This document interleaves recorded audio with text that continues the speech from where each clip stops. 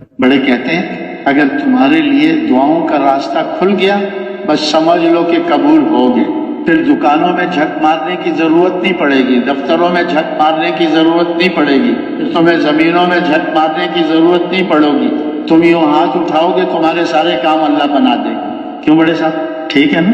ہاں، دعاؤں کی قوت کو بڑھانا۔ اللہ جس کے لیے دروازہ کھول دیتا ہے بس سمجھ لے کہ وہ کام والا بن گیا، کہ اللہ سے لینا ہے، مخلوق پہ خرچ کرنا ہے۔ اللہ کے خزانے بھرے ہوئے، دعا میں آہوزاری بھی ہو، ایسے نہیں ہاتھ اٹھائے ہوئے ہیں اور زبان کے الفاظ جاری ہیں اور غفلت میں پتہ نہیں کہاں پہنچے ہوئے۔ غافل دل کی دعائیں قبول نہیں ہوتی، غافل دل کی دعائیں قبول نہیں ہوتی۔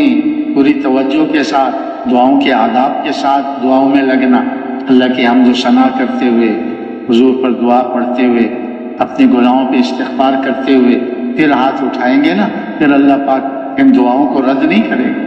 اور دعاؤں میں ہمیں رونا ہے اللہ کے سامنے، کہتے ہیں ایسے اللہ سے چمٹ کر مانگیں جیسے بچہ اپنی ماں سے چمٹ کے مانگتا ہے، اور جب تک لے نہیں لیتا اس کو چھوڑتا نہیں ہے، دے دے دے دے دے دے مانگتا ہے، لے کے چھوڑتا ہے۔ ہم بھی اللہ سے چمٹ کر مانگنا سیکھیں تو صحیح۔ اس کے ہاتھ تو بلا تشبیہ پھیلے ہوئے ہیں، لو آؤ میرے پاس آؤ، لو لو لو۔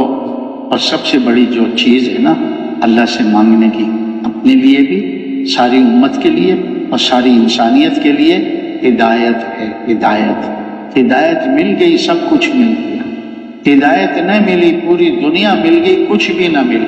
تو یہ جو بند دروازے ہدایت کے ہیں نا، یہ روئے بغیر نہیں کھلیں گے، اس کے لیے آہوزاری کرنی پڑے گی اللہ سے، معافی مانگ کر کہ اللہ ہدایت کو، دروازوں کو کھول دے، کشادہ کر دے، تاکہ ان اندھوں کو بھی نظر آ جائے، یہ جو اللہ کو بھول کر اور اللہ کے غیر میں لگے ہوئے ہیں، ان اندھوں کو بھی نظر آ جائے کہ اللہ ہی اللہ ہے، باقی سارا دھوکہ ہے، اللہ ہی اللہ ہے، باقی سارا دھوکہ ہے۔ تو خوب اللہ سے مانگنا۔ ہمارے بڑے بتاتے ہیں کہ ایک تھے ہمارے، وہ 3 گھنٹے ایک وقت میں دعاؤں میں لگاتے تھے، 3 گھنٹے رات کے اوقات میں۔ تو جس کے لیے دعا کا دروازہ کھل گیا اس کے لیے سب کچھ کھول دیں گے اللہ۔